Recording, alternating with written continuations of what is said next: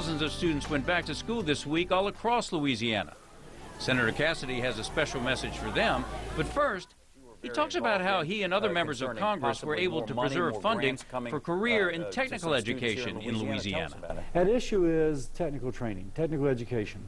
Now, if you think about what's happening in our society, the job market is changing. And partly, it's the old jobs that we always had, but folks aren't trained for them. For example, so much construction taking place in the river parishes in southwest Louisiana, if you want to be a welder, you make more money. And partly, it's new jobs. I read an article about roughnecks being replaced by somebody sitting behind a computer screen using fiber optics to go down a well hole to see what needs to be done and then turning a dial as opposed to the roughneck out in the field.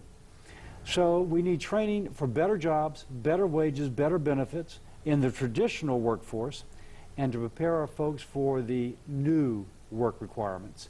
These grants help our state prepare our workers for those better jobs. Well, and there was some talk about possibly cutting these grants, but you prevented that from happening. I think cutting it by some 20%. Yes, and they were going to give the money that's in Louisiana to other states. Our state's not done as well. Other states have grown in population, ours has not. Now, the only way you make our state grow better is have a better trained workforce that attracts business to come and invest. And so if you're taking our money away, just write us off. If we keep the money, get our workers better trained, better families for them, a better state for us all, and then hopefully we get back on the track of growing like other southern states are growing. You served in the state legislature and you monitor what's going on in the state legislature. You know there's always constant budget cuts and higher education are always hit. Do you have state reps and senators on a local level coming to you saying, look, we need more of these kind of grants, how do we get them? Yeah, so I'm working, I can't say that the legislators come to me, but I go to the university officials. We have to diversify our economy. If we don't diversify our economy, it'll always be this kind of boom and bust. And we're actually taxed pretty heavily. If you look, our state pays more in taxes per person than Texas, Georgia, and Florida. We're paying more taxes than Texas, Georgia, and Florida, but they're building highways and funding their universities. We're not building highways, and our universities are being cut. That's wrong. So I'm going to the universities saying, what can we do to bring more federal research dollars here, more federal grants here to help diversify? One example, the research outfit at University of Louisiana Lafayette. We had spoken to them about creating a consortium to do research. And they've now worked with all the other universities in the UL system, and they now have that coalition to begin doing medical research. So somebody comes in, we have a new drug for obesity, they can put together a research trial in all parts of our state in which they enroll the patients, and then they send the data to the company, which is good for the patient, and it's good for our economy. So it's one of the things we're working on.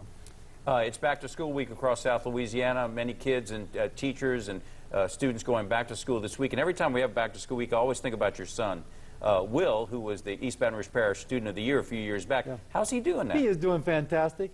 He graduated from college, and now he just got accepted to a PhD program at University of Chicago. PhD? And he's going to study finance. Mom and Dad think our ticket's been punched. I'm told I'm not supposed to, I don't have to pay any more tuition. Then I'm told, no, we really do have to pay some more something or other. But he's doing fantastic. And again, a bright kid using education to forward his future, and we need more of that in our state so our young people have that same opportunity for their sake and for our state's sake. Yeah, a product of public schools. He actually graduated from McKinley High School right here in Baton Rouge. He went to Bernard Terrace, to Glasgow, and to McKinley High School.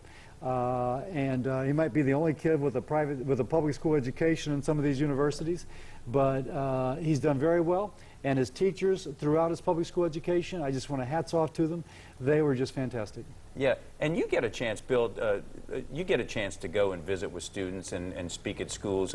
As they go back to school, what's your message with students about what they can do to achieve their dreams and realize their hopes and dreams? You know, JP, you went to Broadmoor, I went to Terra. I remember being told this so often, it just started to go over my head. But education, education, education, education. You just gotta, there's no substitute for it. Important advice there. And if you have questions, comments, or need more information from Senator Cassidy, you can visit his website, cassidy.senate.gov. That's cassidy.senate.gov. Or call his Baton Rouge office at the number you see right there. It's 929-7711. That's 929-7711. I'm John Pastorek. Hope you have a great week. And we'll see you next week on Sunday Journal.